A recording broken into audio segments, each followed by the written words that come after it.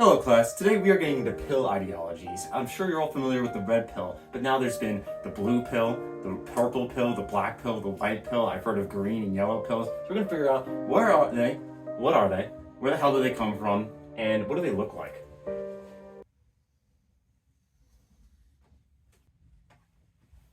You might be familiar with this graph. This is A, an inverse bell curve, but B, this is Dr. Kubler-Ross's stages of grief. And interestingly enough, the pill ideologies correlate very nicely with this graph, and it makes sense because of what they are.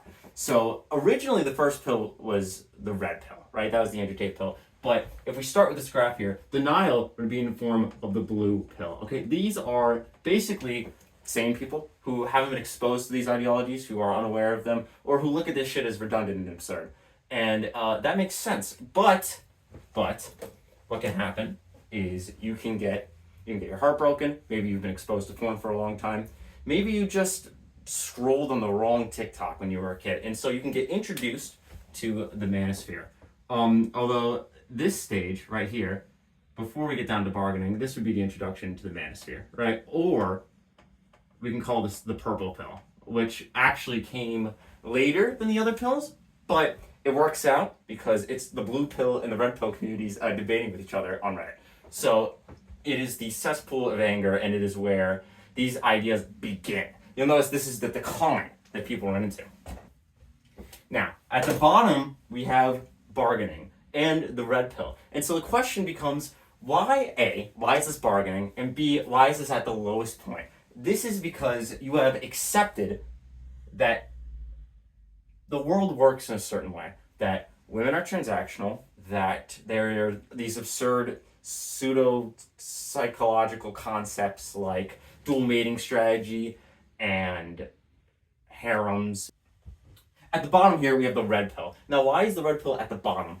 And why is it bargaining and not anger? Sure, some of these people are angry, but what's happened here is that you've accepted these ideologies and you've inducted them into what your identity is and what you're going to become. You are going to become maybe jacked, maybe you're going to make a lot of money, maybe you're going to treat women in a certain way so that you can exchange in the bargain. The transactional relationship that you've been convinced by certain celebrities, namely Andrew Tate, Jordan Peterson, Orion, I've heard of James Saxton, these sorts of people that push this concept. Oh, the What's Up podcast, that's a big one, that push this concept that women are transactional. And so if you want to engage with them, you have to be able to bargain. You literally have to be able to trade tit for tat.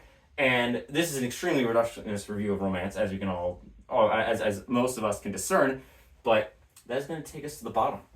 Now on our way up, we run into the black pill.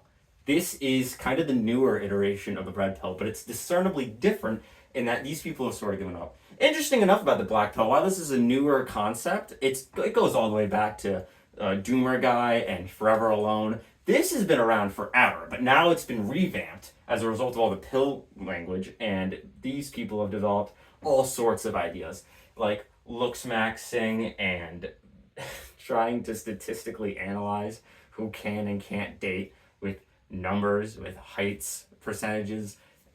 It gets to the point where you are becoming so generalized and disconnected from individual peoples that you fall into a state of depression. And so a lot of what this channel is going to do is we're going to look at these ideas, we're going to say, where do they come from, and why aren't they true? Or at least, why should you not allow this to dictate your life? At the top, we have the white pill. We've brought it around full circle, going through all of this madness to come to the conclusion that, hey, maybe the world isn't so bad. Maybe there are things outside of dating and outside of society that I should incorporate myself into. And more importantly, why the hell am I so angry and blaming everything in the world, everything in myself, everything in women for my own issues, right? That's a big part of it. And the other part of the white pill is reorientation. How am I going to accept that maybe I went through all this pain, maybe that there are things that are true about dating that do suck, and continue dating or even not dating despite that, right? It's not the end all be all. You don't want to become so obsessed with these ideas that they become your entire identity, which is ironic because of this channel. But